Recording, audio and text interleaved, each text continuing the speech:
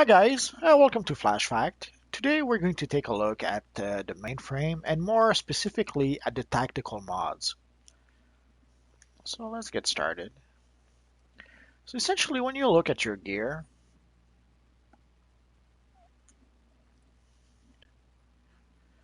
you will see like you have the red yellow socket, but also beneath, let's go for a piece that actually has the white. You have, let's say, the red socket, and you have the back socket, or what is known also as the white mods or the tactical mods. So in the case of, let's say, the chest, we have, let's say here, the penetrating strikes. There's no white mods for the pants, no white mods for the rings. For the boots, there's the deadly block. No white mods for the belt. For the hands, there's the max damage mod. And that pretty much covers the mods. So essentially you have a mod for the weapon, where in this case I have blast adapters, 5. There's a mod usually for the neck piece. This character doesn't, the neck piece I have right now, there's no white mods. Usually there's one for the neck piece, there's one for the back piece, the chest, the boots, and the hands. Those are all the mods you have. So if we take a quick look at the mainframe, okay, you will see there's various things that you can purchase using Marks of Victory. And at the bottom completely, there's the tactical mods. So you have tactical mod 1, tactical mod 2, and what is known as the boost. There used to be multiple boosts, but they simplified the whole thing. There's only one boost nowadays. Although the boost gives you like pretty much all the most important stuff. So if you only have tactical mods 1, tactical mods 2, you don't really have much of anything. You really need the boost to really benefit from that. Essentially, the tactical mods 1 gives you the mod you will put in your weapon, and the tactical mods 2 will give you the mod you get for your neck piece. So for all the other ones, the chest, the back, the boots, and the gloves, you need the boost. Also, it will increase the strength of your tactical mods 1 and 2. So, and essentially, I'm going to show you where to go to get your mods. But what I'm going to show you is going to be true for everything. The supply drops, the orbital strike, the backup, and the sidekick. You get those from the dispenser I'm going to show you as well. So, but in order to be able to benefit fully from that, you need first to purchase both upgrades, and then you need to purchase the boosts, obviously. You could decide to just purchase backup one or sidekick one for some reason, but it won't be as powerful as if you purchase the whole thing. So once you've purchased your tactical mods, you're set, right? Not quite yet. You have to go all the way to the close to the entrance to your base. You have this little dispenser, which kind of looks like a soda vendor. And this is where you're going to find all your mods. It's also where you would find your sidekick, your backup, your orbital strikes, and all that good stuff. Essentially, as you can see, all I've purchased with this character, this specific characters, are the mod. So that's all I have in my dispenser right now. But if I had purchased all that other stuff, it would be here. So essentially, anything you purchase with the mainframe, here is where you actually get it. So as you can see, there's various mods for the weapon. So there's the absorption adapter, which will essentially allow you activate a shield that would reduce some damage done to you. There's a blast adapters that will allow you to do more damage, and also it will do more damage to more targets. There's the restorative adapter, which has a chance to heal you when the 3 other members in your group. There's the replenish adapter, which has a chance to give you power back. And so these are pretty much the weapons one. For the neck piece, again, you have multiple ones. You have the fortified blocking, the replenishing proc, focused restoration, escalating might, and the relentless precisions. So those are pretty much all the ones you have if you don't take the boost. Usually, by default, I'll go for fortified blocking for the neck piece. It's just a personal choice, but you can do what you want. And then you have the back equipment. Again, I won't go through all of them. Usually, what I do is that I take the breakout protection.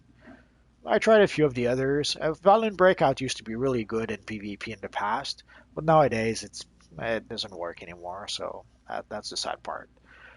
For the boots, usually I'll take for the deadly block. Once in a while, I'll take the tumbling master if I'm using an acrobat character, but it's only a once in a while occasion. Usually the default one I'll use is the deadly block. The explosive block again used to be pretty good in PvP, but it doesn't work anymore. For the chest piece, I usually go for the penetrating strikes. There's also uh, there's also core strength, which will allow you to do more damage. But at some point, the math was done by smarter people than I am, and the consensus was pretty much that penetrating strikes was better for your character. I think there was an exception, like for tank core strength, they seem to be better for some reason. But pretty much the consensus was penetrating strikes was a better idea than core strength. And for the hands, depending on the character I play, if I play a controller, most of the controllers have personal shields. So usually for controllers, I will take the regenerative shielding. The exception to that is the gadget controller. The gadget controller doesn't have a personal shield, so the regenerative shielding is pretty much wasted on the controllers, on the gadget controllers. By default, max damage is pretty much the best option. As a DPS, it will allow all your abilities or your powers to give you 60% extra damage. And even if you're not a DPS, you still get 10% extra damage, which is better than nothing, I suppose. Although in some cases, as I said, for the controllers who use a personal shield, I'll go for regenerative shielding. Pretty much any other class, I'll go for any other role, I'll go for max damage.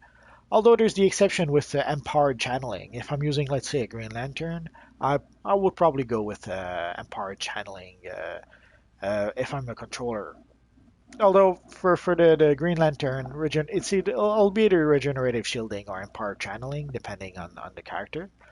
There's improved stealth also that sometimes I could use with certain characters, but again, any of those would mean not using max damage. As a DPS, max damage is pretty much your better option. It will allow you to do a bit more damage, and that's pretty much it. There's Mighty Smash that I'm still debating. With some characters, I'm almost tempted to take it sometimes. But anyways, so essentially this is where you actually get the mods. So and again, once you have your mods, you put them into your gear, and it will give you various bonuses. So you can see I'm using the max damage with the hands on this guy, the deadly block for the feet, the penetrating strikes for the chest. For the neck, I would go for fortified blocking, but there's no mod in the neck yet, at least for this character. Once I change my neck piece, then I'll be able to have a mod. And for the weapon, I usually go with a blast adapter by default, but once in a while I will put let's say for a healer I could go for the healing mod, or for a controller I could go for the mod that gives power back. But it's more fun than not. I'll go for the blast adapters by default. It's only once in a while that I'll take something else in blast adapter. So that's pretty much it for the white mods. And again, the orbital strike, the supply drops, the sidekick, the backups, you're going to get them in this dispenser also if you purchase them from your mainframe.